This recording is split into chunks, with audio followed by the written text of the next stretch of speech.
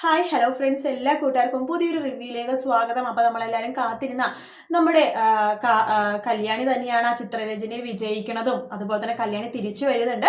തിരിച്ചു വരുമ്പോഴേക്കും ആണ് പ്രകാശം ഒരു ഡിവേഴ്സിന്റെ കാര്യത്തിനായിട്ട് നമ്മുടെ ദീപേനെ സമീപിക്കുന്നുണ്ട്. അപ്പൊ ദീപ പറയണേ, ഞാൻ ചെയ്തുതരാം, എനിക്ക് നിയമപരമായിട്ട് നിങ്ങളെ ബന്ധം വേർപെടുത്തിയാൽ മതിയെന്നേ ഉള്ളൂ, അല്ലെങ്കിൽ നമ്മൾ മനസ്സുകൊണ്ട് എപ്പോഴും ആകുന്നവരാണ്. ഇനി നിയമപരമായിട്ട് നമുക്ക് അകലാം എന്ന് പറയുന്നുണ്ട്. അപ്പൊ പെട്ടെന്ന് കിരൺ പറയുന്നുണ്ട്, വേണ്ടമ്മേ, അമ്മ പെട്ടെന്നൊന്നും ഒപ്പിട്ട് കൊടുക്കരുത്.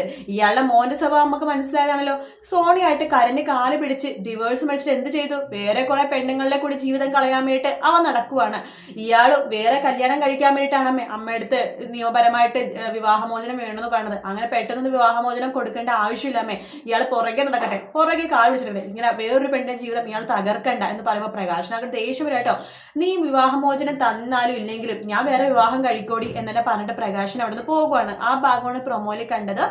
അതിനുശേഷം കിരണും കല്യാണി ആലോചിക്കുകയാണ്, എങ്കിലും ഇയാൾ ഈ പ്രായത്തിൽ ആരെയാണ് കല്യാണം കഴിക്കാൻ പോണത് ഇങ്ങനെ അന്വേഷിക്കുകയാണ്.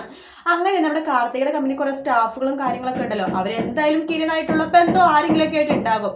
അങ്ങനെ കിരൺ മനസ്സിലാക്കാണ് കാർത്തികയുടെ ആ ഒരു അമ്മയാണ് കല്യാണം കഴിക്കാൻ പോണത്. അപ്പൊ കാർത്തികയുടെ അമ്മയെ ഇവർക്ക് പരിചയം ഉണ്ടല്ലോ. അങ്ങനെ കാർത്തികയുടെ അമ്മയ്ക്ക് ഇത് എന്ത് പറ്റി, ഇത്രോ പൊട്ടത്തരം ഈ പ്രായത്തിൽ അവർ ചെയ്യണമെന്നുണ്ടെങ്കിൽ എന്തോ ഒരു പ്രശ്നം ഉണ്ടല്ലോ എന്ന് കിരണിന് അപ്പോഴേ മനസ്സിലാവും. അപ്പൊ കിരൺ പറയണ്ട, കല്യാണി ഇതിന്റെ പുറകിൽ എന്തോ ഒരു കാര്യം ഉണ്ടെന്ന് ഇങ്ങനെ പറയുമ്പോൾ കല്യാണി പറയും, അങ്ങനെയൊന്നും ഇല്ല, നമ്മുടെ തോന്നലാണെന്ന് കല്യാണി പറയും. ആ സമയത്ത് കിരൺ പറയും, ഇല്ല, ഇതിന്റെ പുറകിൽ എന്തോ ഒരു ഇത് ഉണ്ടെന്ന് പറയാണ്. അങ്ങനെ കിരണായിട്ട് എന്നെ കണ്ടുപിടിക്കുകയാണ് ഈ കാർത്തികയുടെ അമ്മ ഓൾറെഡി പ്രകാശിന്റെ ആദ്യ ഭാര്യയാണ്. ആ ഭാര്യയുടെ ബന്ധം നിലനിർത്തിക്കൊണ്ടിരിക്കെ തന്നെയാണ് പ്രകാശൻ നമ്മുടെ ദീപനെ കല്യാണം കഴിച്ചത്.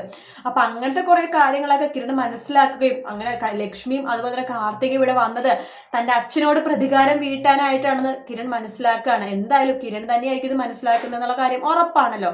വീഡിയോ ഇഷ്ടപ്പെട്ടെങ്കിൽ ലൈക്ക് ചെയ്യാൻ മറക്കരുത്, സബ്സ്ക്രൈബ് ചെയ്യാൻ മറക്കരുത്. മറ്റൊരു വീഡിയോ ആയിട്ട് വീണ്ടും കാണാം. Take care, bye bye.